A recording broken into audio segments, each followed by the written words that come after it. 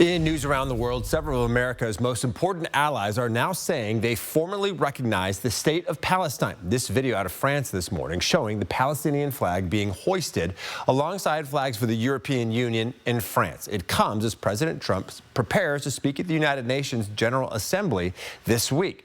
ABC's Nicole D'Antonio is in our nation's capital with more. This morning, some of America's closest allies are parting ways with President Trump and Israel over the war in Gaza.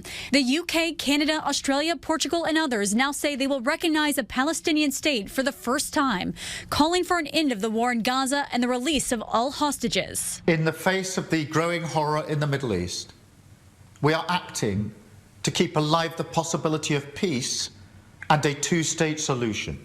Israeli Prime Minister Benjamin Netanyahu slamming the move, calling it a reward for terrorism, going on to say bluntly, it will not happen. A Palestinian state will not be established west of the Jordan River. Netanyahu saying during a cabinet meeting Sunday that he plans to meet privately with President Trump during the UN General Assembly this week. Trump opposes recognizing a Palestinian state, but overnight on Air Force One said this. I'd like to see a diplomatic solution.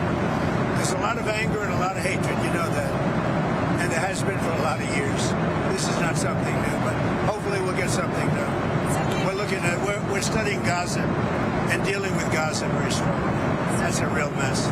The UN General Assembly voted to allow the president of Palestine to address the gathering of world leaders. His speech will happen virtually after the Trump administration declined to grant him a visa. As President Trump gets set to address hundreds of world leaders at the UN General Assembly on Tuesday, law enforcement is rethinking and expanding security. ABC News joining NYPD counterterrorism officers as they patrolled the streets near the UN headquarters in New York and saw the hundreds of armored SUVs used to shuttle dignitaries around the city. It's a lot of cars. Yeah. I mean, the logistics piece that goes with this national special security event is huge. This is just one piece of it. Law enforcement say they plan to deploy more drones than ever alongside thousands of officers and federal agents on the ground, in the air, and on the water. Nicole D'Antonio, ABC News, Washington.